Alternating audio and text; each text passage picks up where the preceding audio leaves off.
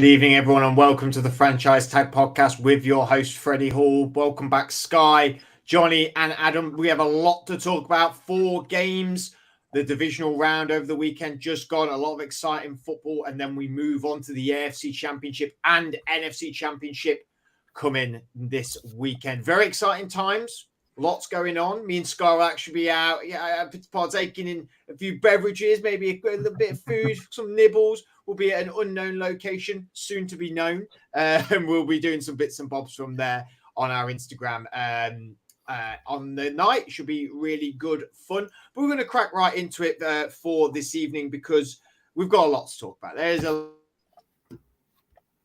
lot of games to talk about, a lot of moments to talk about. So we'll crack right into the Houston Texans losing to the Baltimore Ravens 34-10. Lamar going on to the AFC Championship. MVP CJ Stroud crashing out of the playoffs. I mean, a rookie going to the playoffs, Sky. It was a good go at the Ravens, wasn't it? But the better team came out on the day. Yeah, the better team came out of it. But I feel like if Fairbairn made that kick before half-time, I know it's only 3 points, but that was a big momentum shift that almost gave the Ravens a sigh of relief. They regrouped in the second half. Pass rush looked good. Defense done what it's done all year. And, I mean, Lamar almost looks unstoppable at the moment, right? He's so athletic and the offense is just ticking. So, yeah, I think they'll be happy with the way they dealt with that in the second half and take big confidence going into this home game against the Chiefs. They just keep rolling, don't they, Johnny, these Ravens? I mean, I think what's really great about them is that the offense is good, not wow, but this defense just makes it keep. And they're just very efficient, aren't they, on the offense as well? I mean, Lamar on the night, 16 for 20, 152 yards, 2 touchdowns, but then rushed for 100 yards on 11 attempts, 2 touchdowns himself. Is it a little bit of a risk that it feels like that sort of stat line? It's a one-man team on this offense. I mean, not much spread around.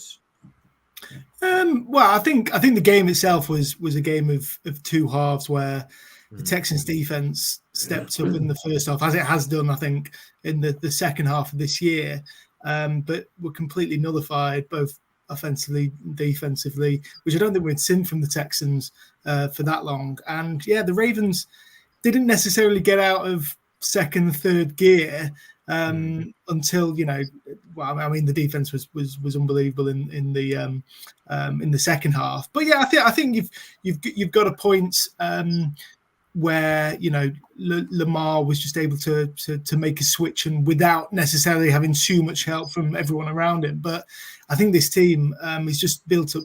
They are the Super Bowl favorites. They are the most complete team, I feel, at this moment in time, and it rests on their supreme and very, they were just able to. The defense was just able to suffocate the Texans, which I fear with the Niners coming up, something similar could. Sorry, not the Niners. The Chiefs coming up. Yeah, got a mistake there. Predicting the Super Bowl already, but yeah, I just feel it's going to be so difficult for any offense to come up against this, and no matter what or how Lamar is playing, I just think the D can just carry the team when the offense isn't performing as as optimal as it can.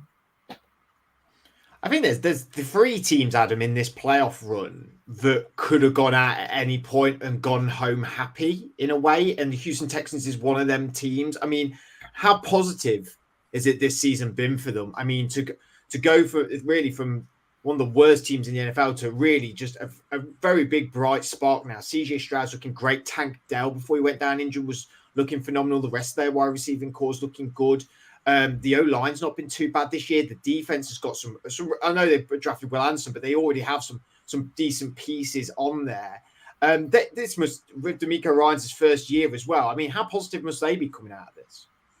Yeah. I mean, it's great for them, isn't it? You've got to feel that they are a team that can now build and get even better. That's something that they can look to do. I believe they've got quite a lot of cap space, so that's something that they can really go hard in free agency for on some decent players. And they look very good. It turns out that the trade that they made with to move up to go and get both CJ Stroud and Will Anderson has worked out exactly how they wanted.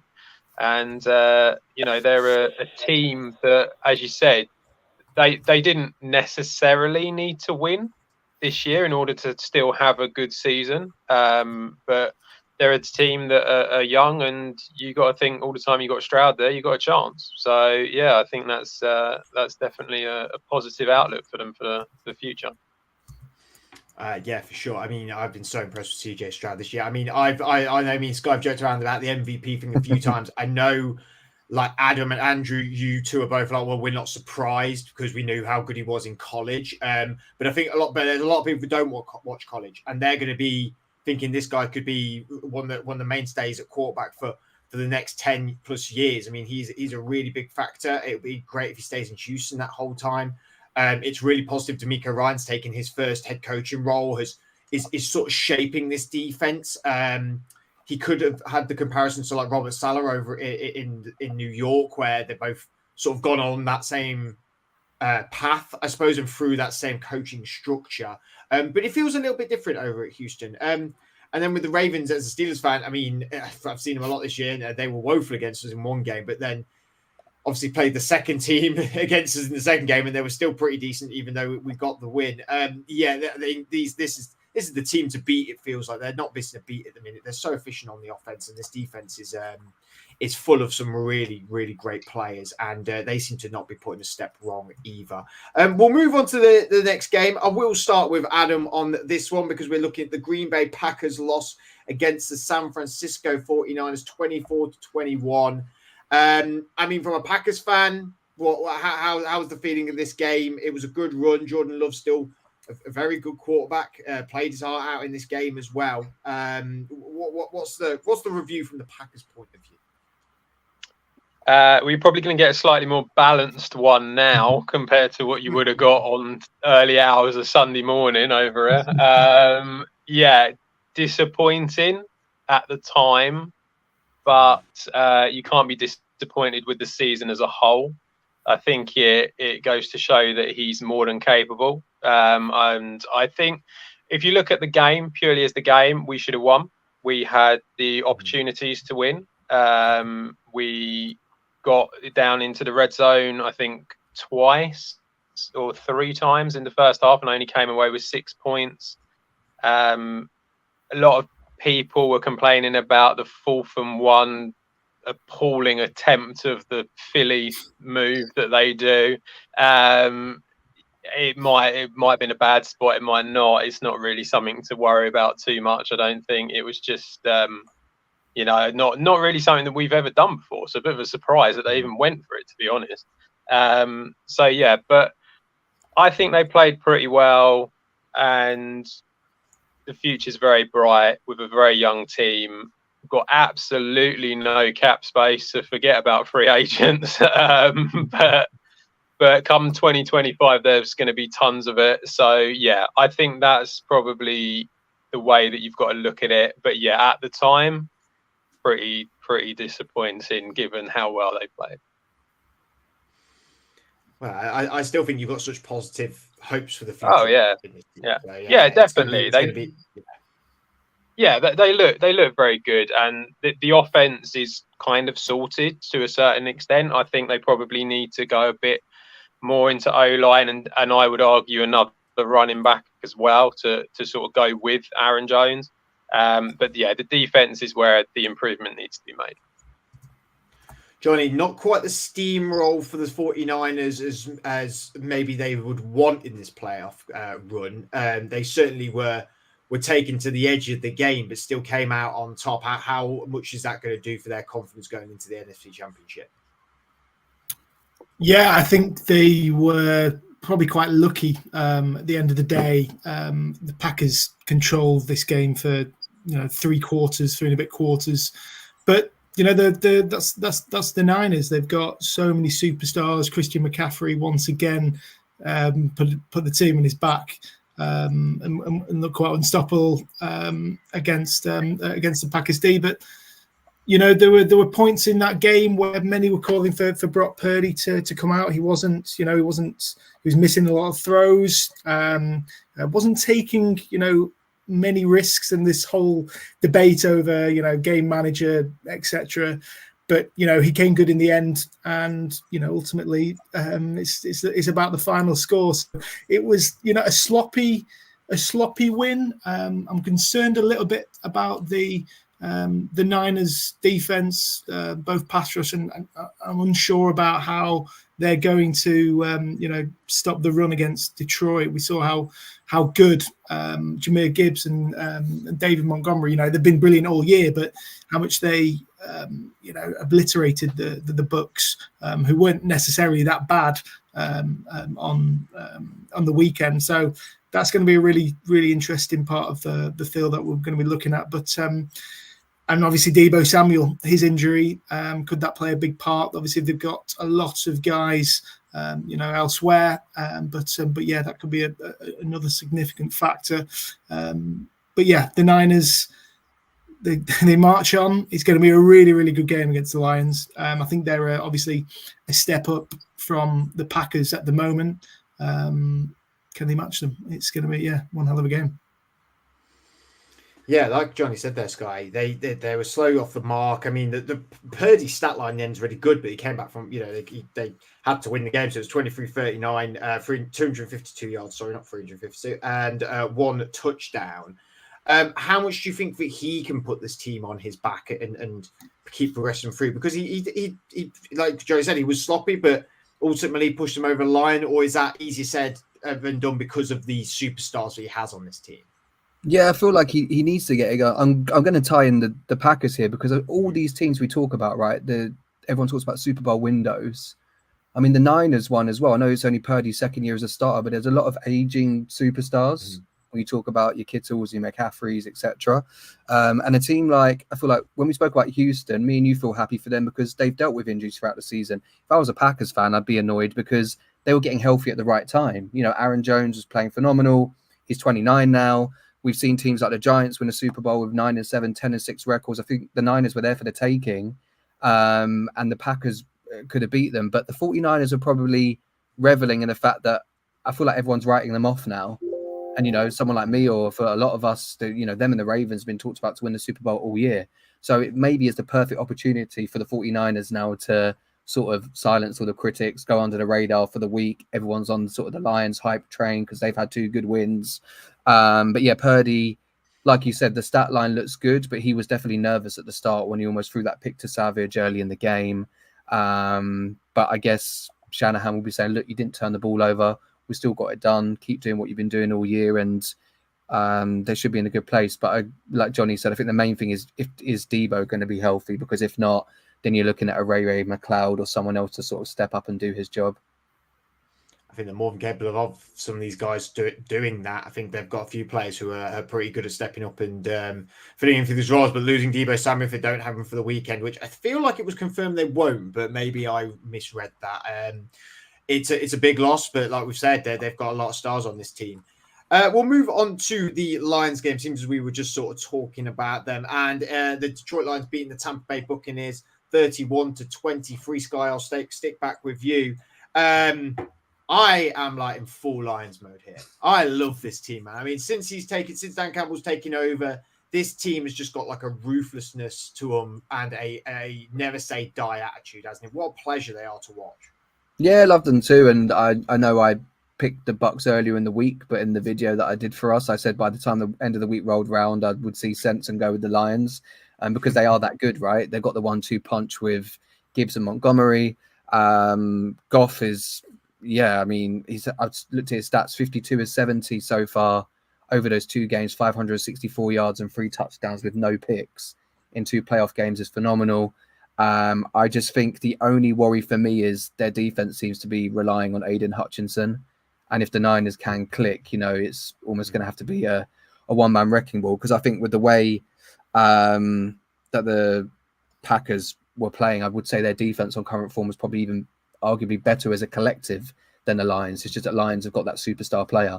But obviously they can be confident. And I think one thing that not enough people are talking about is we all know Jared Goff was a Ram and he's played on the road against the Niners before. I don't think he's going to be phased compared to if it was the Bucs. I think we'd all be saying Niners blowout, but they could be confident. And like you said, Freddie, it's great to see all these Dan Campbell speeches in the locker room because he's really built that winning culture. And you said, Johnny, that they were, great running on the day. I mean, they rushed for 114 yards combined. Tampa Bay did rush for 89 yards, though. Do you think that's what's going to be pivotal? Excuse me, sorry, let me start again. Do you think that was pivotal in this game against the Bucs? Because it felt like the Bucs defense didn't turn up in certain scenarios, I thought. Yeah, I think you're right. I think not just the rush defense. I mean, two superstars have been doing it, throughout the year. It's difficult for any team to stop them. But there were a few opportunities. Recalling the Jamal Dean, obviously, the pass deflection. But if he had intercepted that ball very early on to stop, I think the Lions scoring the first points of the game. I don't know. There were just a couple of missed opportunities, or a bit sloppiness from the Bucs D, a couple of PI calls, and I went against them. And yeah, I feel that it was it was a slow start to the game, but the Lions were able to just take control, I think, in the second half. And when Baker Mayfield tried to make it a shootout, it inevitably went a bit pear-shaped for him. But I thought he had a good game regardless. I can't remember his stat line, but he threw for well over 300 yards and a couple of touchdowns. So yeah, I think the Bucs have made a good account for themselves in what was a year lots of people doubted on them. They've still got some really, really good players. I mentioned Dean, Winfield as well. If they can keep hold of him this free agency, even Devin White, who we were talking at the start of the year as a player who obviously a lot of attention, big name, but wasn't necessarily a player that many thought was doing too much and was a trade candidate. I thought the last couple of weeks he's stepped up a bit. They're going to be losing Levante David. Hopefully he can fill a bit more of the void. But yeah, I think the Lions were with the crowd atmosphere, the storyline, it was almost inevitable. I think that victory, and it just proved too much for Baker. It's very well documented, but I'm not exactly a Baker fan, Adam. But I do have to admit he did play very well in this game. His stat line was actually 26 for 41, 349 yards, 3 touchdowns, 2 picks. But the last pick was the second pick was like the last play of the game. So and they weren't going to, even if they'd gone down the field and win it, I don't think they would have won it. But how much does it help him when you have someone like Mike Evans, 8 receptions, 147 yards and a touchdown? We actually we all texting, weren't we, during this game? And we were saying, how has Mike Evans just been forgotten about yet again this year? Because it feels like he is a forgotten player on this team constantly. Yeah, I think Evans has kind of made Baker look a little bit better than maybe what he is, to be brutally honest. I think that Evans is Sky's eye roll is just all-time classic. He's had over 1,000 yards now, 10 seasons in a row, is it? I think that's the thing with Evans. He's been very good again this season, especially after last season where he did struggle a little bit, but he still managed to get over 1,000 yards. I think that Evans has probably helped out. I think that the Bucs' biggest problem was that was pretty much all there was. I mean, it was pretty much just Evans and Baker doing what he could, and Rashad White came in and ran the ball well, but you need more than that. Like you need more than 2 guys to help you out. So I kind of, in a way, I feel a little bit sorry for Baker in the fact that he just didn't have the weapons, I would argue, to really be able to push on and win games like this. But I think they've done very well, and the Bucs would be, it would make sense for them to keep him there. It would be a strange thing to move away from him, given that he's got into the playoffs with them. But I don't ever see him winning anything with him. But, it's like at least you're a playoff team. So it's better than 18 other teams in the league. Very quickly, I'll let Sky rebuttal on that. Because he's bursting with energy to defend his boy, Baker. Do you know what, actually? One thing I would say about this Baker Mayfield thing with how great I think he's played this season is, in any sport, you play harder when you're in a contract year and have a point to prove, right? And he's done that this year. I only pulled my like the face when Adam said it, because against the Eagles, we saw the likes of David Moore and Trey Palmer step up, and Godwin had the touchdown. Evans was actually quite quiet in that game. Again, but obviously this week he was phenomenal, and I completely agree that he was. We've moved on though from that game. So, yeah, but you made it sound like he only built. I mean, Cade Otton was probably the main guy in both games. I mean, he's come out. I was pretty shocked when no one's mentioned his name yet. Yeah, I thought Cade Otton was because you don't remember him, do you? Yeah.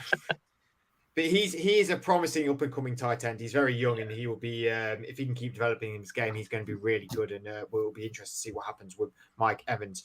We'll go to the Kansas City Chiefs beating the Buffalo Bills 27-24. We will stick with you, Adam. A missed field goal. It's hard to swallow, but like I say a lot, you've got to win games before you get into situations where you're on the cusp of winning games. You need to, really push yourself to the forefront and not rely on these things always. A huge missed opportunity by Buffalo, right? Yeah, I'm surprised. I have to say, I think we all kind of felt that this was the year that Buffalo were going to get over the line against the Chiefs. So, bit of a shocker that it didn't come off for them. It's really difficult. This new OC they've got in, he's clearly prioritising the run and prioritising Cook and Allen as runners. And in fairness, why wouldn't you? That's a really good running back and a great rushing quarterback. So it makes sense, but it kind of kills your pass game a little bit. It was almost like it was so much of the run, it went too far the other way. And I thought Allen did okay. I felt like he could have been better. It felt like he was trying to run the ball before, it's almost like he didn't give enough time for any of the passes for them to get space. But then when he did throw the ball to them, they also couldn't catch it. So, Diggs had another mare, which he's had for most of the season, to be honest. He's really struggled. And I just don't really see him being that great in this system and the way that what feels like they are going to want to play next year. It kind of makes sense that they're going to stick with what got them to the playoffs. But I think the real difference is probably more on the other side of the ball. And, Mahomes just turned up. And this is what happens when Mahomes can turn up, and Travis Kelce turned up. And that's a huge plus for him. And I think all the time that you can get Mahomes and Kelce playing well, the Chiefs are going to be incredibly difficult to beat no matter where they're playing. Johnny, playoff Pat has struck again. Is it now? Can we say now it's going to be a dynasty? Can we say it now? Say again. What was the question? Can we say it's going to be a dynasty now? Because right, yeah, of course. The last 2 years they have not been the top. I don't think the top best. I don't think they've been at the best as they could be, and yet they just find themselves in AFC Championship after AFC Championship into Super Bowl. I mean, it's relentless, isn't it? They are relentless. They've got the best quarterback in the league, possibly one of the best ever. The Chiefs are inevitable, and I'm pretty gutted actually for the Bills because obviously their window I don't think will ever really be shut when as long as they keep Josh Allen, but they just can't seem to get over the Chiefs, and I think it's probably the last time they've got to beat the Chiefs. It's crazy to think that the Chiefs are now talking about them as the team to beat. We've got back on the Chiefs hype train after, like you say, a couple of perhaps, well, especially this year, a couple of down years. But big players just step up at big times. Mahomes, Kelce, even MVS, I thought was brilliant on Sunday. The D, I think the defense didn't have a great game, particularly in the first half. I think in certain parts of this season, the defense has been the ones to carry the Chiefs. So it was good to see Mahomes getting back to it. He's an interesting one because he's just so dominant. Is he likable like Brady? He's not. I think this season's a bit of a. Brady was likable, was he? No. As in, like, is he unlikable like Brady? That's what I'm saying. Unlikable. If we said likable, I was like, you got your history very mixed up here. You've been hanging out with Sky too much. But the Chiefs.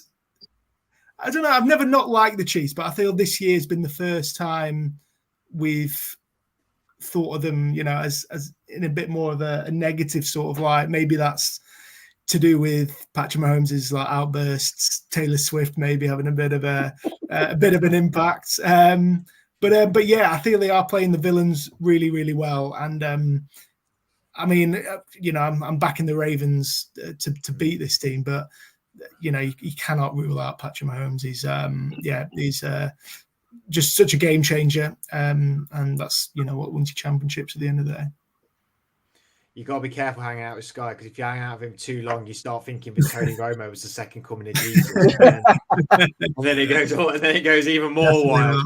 Mahomes 3-0 against Josh Allen in the playoffs, Sky. I mean, I know you as a Pats fan don't mind the Bills crashing out at all, but they need to figure it out against Mahomes, right? Or is it just like Johnny was saying, they're just inevitable. They are just that good. But it does tell time that these guys have met, a few times now in the playoffs, and it's all been one team that have come out on top. Yeah, I feel like everyone was keen to, I think including us, we were all on the Buffalo train. They were probably the most informed team, or top three going into this weekend. I think it was Adam Schefter posted a thing saying that Brady started 2-0 against Peyton, and then Peyton won the third. So everyone was like, oh, Josh Allen's going to get it done. I think the Bills absolutely bottled this, and Sean McDermott, I would just fire him on the spot. I need to articulate this correctly, right? Because we're all happy to see Damar Hamlin back, but I don't know if he thought it was a Disney movie and he's giving him the punt on 4th and 5 with 12:57 left on the clock. Your defense has literally, been getting takeaways all year. I just don't understand what the thought process was from McDermott to go for it there and do that, because I know Mahomes was playing amazing. Like we've all said, I agree. His stat line was great. Kelsey stepped up, but that they were only down by 3. The Bills defense could have even held them to a field goal, and then a touchdown puts them ahead and they win. I just don't get it. And I don't know. I guess it's kind of like when Aaron Rodgers was there at the Packers, right? There's a point where McCarthy goes, and you eventually have to blame the coach, because we know Josh Allen's one of the best quarterbacks in the league, arguably has the best arm strength. Something's got to change, and they'll be kicking themselves all off season about this. Probably worse than that overtime loss. I think this one stings more because they're at home. Really? Yeah, I mean, being at home, it has got to sting more for sure. I don't know if I'd call for Sean's head, but there's why that play though? I don't get it. Like, where's the anyone want to defend? No, not really. I don't think he's a particularly great coach. I feel that he's been reliant on Allen a lot of the time in a very similar way that Sky said with McCarthy and Rodgers. I do actually think that is quite a similar outcome with the Bills, and I don't think he's the best coach out there. I think there's been a few sort of slip-ups over the years with him. Nothing. I don't think he's ever done anything majorly wrong. But I think that he's not great, and that they potentially could find better. But yeah, I mean, I do feel like their window's closing a little bit, and I know that you can always come out and go that Josh Allen is there, and so therefore it will never close completely, and that's a fair assessment of it. But the team around them, like I said, Diggs is not getting better, and that's if you haven't got a decent wide receiver, like top quality wide receiver, and then or like a group of decent wide receivers, it's going to be very tough. And I feel like Diggs is not helping that. So yeah, I'm kind of in agreement. I think the Bills, full stop, just need to make or will have to make a lot of changes this season. Not just Diggs, but Von Miller's been literally getting a massive payday for doing absolutely nothing this year, and they're not going to have a lot of cap space to perhaps make the changes that they want to. But I feel that moving on some of the old guard, as good as like Jordan Poyer, I think Micah Hyde's up for free agency this summer. Unfortunately, I think just building a team from the bottom and starting again with Allen, still in his early years, technically he's only 28, and getting that the coaching setup right. Obviously, since Ken Dorsey has come in, there's been Joe Brady's done a job, and that's done great. But having a bit more of the rethink, I think the Bills just need to have a bit of a restructure. Yeah, I mean, we saw what happened with the Bengals when Von Bell and Jesse Bates both went. If Micah Hyde and John Poyer both go this season, I mean, it's going to be some tough sledding. And if anyone's interested, go and look at Diggs' last 11 games, because we did this on the WhatsApp the other day, didn't we? We had to guess the player, and I misread it. I thought it was 10 seasons, which was silly of me, really. But it's remarkable. Diggs' stats, like they are not wide receiver 1 numbers. There is clearly an issue. There's clearly a game plan issue. So yeah, it feels like there is a bit of a downturn. And I was so hot on the Bills this year. I say a bit of a downturn, but they still took the Chiefs to the brink. It's just having that look, I suppose, sometimes, but also that class to be able to push you over the edge. I mean, they would have got the AFC Championship and then lost to the Ravens anyway. I mean, I think we maybe would have agreed on that, that's what we'll swerve into is the Chiefs against the Ravens, which will be on the Sunday, the 21st of the 8th at 8 o'clock. So this Sunday coming. First game of the championship weekend. Sky, will keep on you. How do you see this game going between the Ravens and the Chiefs? Yeah, now I've calmed down I defended the Bills so much. That's weird for a Patriots fan. Yeah, but no, I think the Chiefs, obviously, like Johnny said, played villain well. Look at the way they were celebrating after the game. They'll be more than happy to do that again this weekend. I'm still leaning towards the Ravens. I just think Lamar is just showing week in, week out now why he's the MVP. Obviously, Gus Edwards has been solid at running back. We even saw Dalvin Cook appear, didn't we, last week?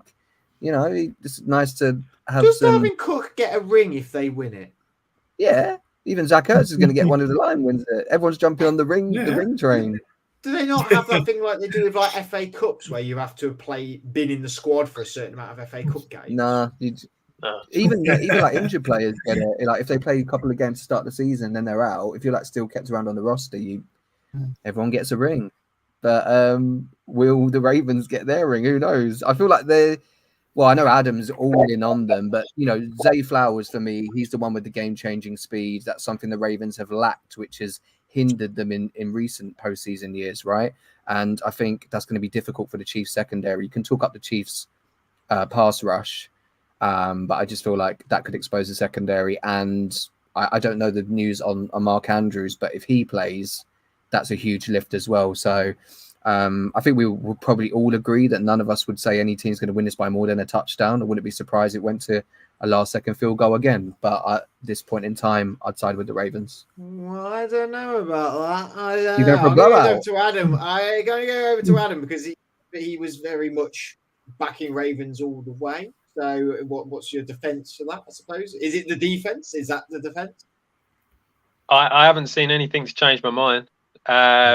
I must admit, against the Texans at halftime, I was concerned for them. I thought it could go horribly wrong, and then they came out and completely dominated on the O-line and the D-line.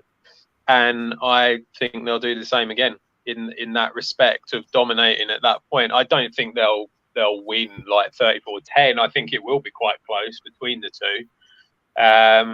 But I feel that the Ravens are the better all-round team at the moment, and I think that sort of X factor that Patrick Mahomes is, the Ravens have got that and all with Lamar Jackson, and I think that's the difference. Whereas I think as great as Stroud was, not quite up to that level at the moment, but it sort of feels like that's why I think they'll be quite a lot closer, these two teams.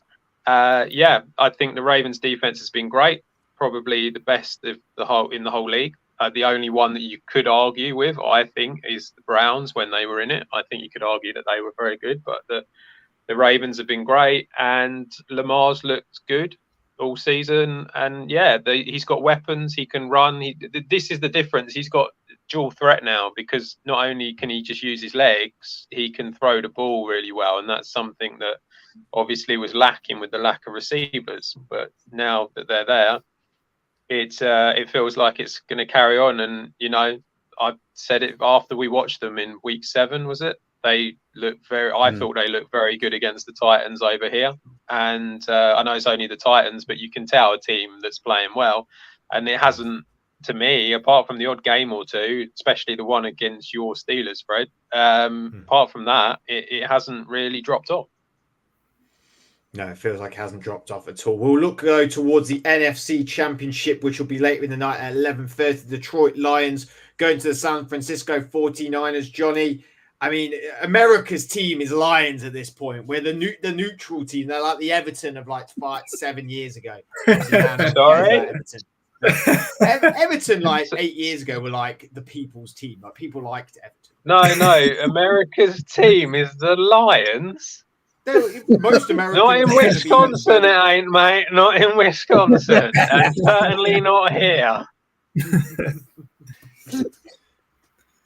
Take it away, Johnny. Yeah, I mean, I'll be supporting the Lions on the weekend. Really, really excited for this one. I think I mentioned earlier, concerns about the Niners defense. They just need to find a way to get to Jared Goff, which I didn't think they did well against Jordan Love. Chase Young hasn't looked great. I don't think coming in to support Bosa. Niners fans will be hoping that he can step up a little bit, and whether or not they can then stop the run. Gibbs and Montgomery are the two.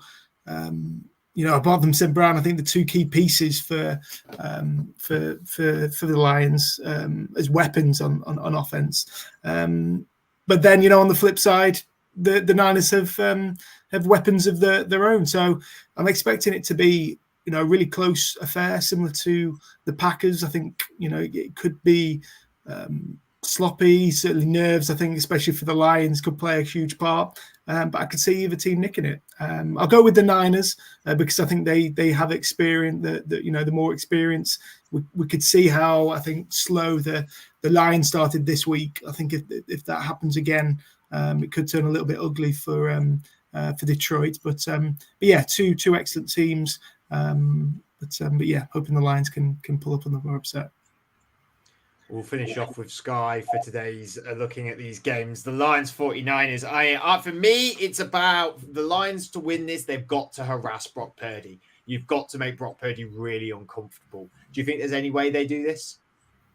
Literally, I know I touched upon it before with Aiden Hutchinson. It's going to have to be a one-man wrecking ball. He's going to have to be on They've got players on that line. Yeah. They have got players. Yeah. Maybe I'm underselling the rest of them. I just feel like, but in a good way. I mean, if he steps up, like you said, that creates. If he's taking double coverage from their O line and creating some opportunities for other players, it's there. I just think that I do kind of agree with what Johnny was saying about the Niners defense, but I think people are not talking about they've got their own playmakers. We saw Greenlaw get the pick, obviously, to end the game. Sorry, Adam. You got Travarius Ward. I feel like he's really good in man coverage. Had a good regular season, and then Nick Bosa as well. He can always be a difference maker. And I think the reason that the Niners didn't step up against the Packers because they were too worried about Jordan Love being able to rush on that play action. Jared Goff's a pocket passer, so I think they can take advantage of that. But I still think the Lions have a chance. And I also have a stat. Do you mind if I share it? Because me and Adam have discussed, and I was saying that I don't think both one seeds are going to make it. But I had a look. So since the NFL implemented seeding in 1975, 14 of the last 49 Super Bowls have had the one seeds go against each other. Between Super Bowl 28 and 44, it didn't happen. However, since 2009, the last 6 of the last 14 have had that. So in recent, it was we're almost at 50%. And I feel like as much as I've tried to talk myself into saying the Lions or the Chiefs, I've spoke about the Niners all year and picked them. Adam spoke about the Ravens. I feel like those are two teams where something's going to have to go terribly wrong for them to not win. So, yeah, I'm going Niners. Sorry, Lions. Sorry, America's team. Well, I think I can speak. Am I speaking for all of us saying we all think the Ravens are going to win? Yeah. And then, so Adam thinks the 49ers, Johnny thinks the 49ers, Sky thinks the 49ers. I'm going to go the Lions because I've backed the Lions the whole time and I'm going to stick with them. But I will say at the start of the year, I said the Super Bowl would be Kansas City against San Francisco. I did say that. So I have no loyalty to any team, but I'm backing. I always have a friend who's a Lions fan. It'd mean the world to him. But at the same time, if Lions went out now, like this has been a dream come true for them this year. Like this has been like so long in the making for them, but I think they'll be proud either way. Sky, Johnny, Adam, thank you for joining me tonight. This weekend for the games, myself and Sky. I mean, we didn't invite Johnny. Oh God, now I feel awful. Johnny, do you want to come to Shoreditch with me and Sky? You want to come watch some games? Interesting. Sounds good. You think about it, yeah. Imagine you just said no after like. No, you're right. It's too windy. The storm. I won't make it. Sorry. Different story in one. Yeah, we'll ask you tomorrow. But we will be at the Long Arm Sports Pub and Brewery over in Shoreditch, I believe, but it is in the London area. I think it's in Shoreditch, but we'll be over there. So come say hello to us. We're watching the games. It's going to be a lot of fun. A lot of things in the planning with hopefully this pub as well for the future, which should be a good laugh. But we'll be there doing some content as well, having a couple of drinks, some food, and make sure you make your way down there as well because they'll be showing the games into the night, which should be good fun. And you know, you don't have to go to like the TalkSport thing that they're doing. You know, you don't have to do that. You can come see us instead. Why not? But either way, wherever you are in London or in the UK or around the world watching the FC and NFC Championship, I'm sure you'll have a great time. Good luck to you if any of your teams are in it as well. We'll be back next week to be talking about the upcoming Super Bowl 58. Am I right in that? 58? Yeah, Super Bowl 58. In Las Vegas. It's going to be a heck of a ride, and we're going to be sad to see the NFL finish up in February. Until then, have a good rest of your week.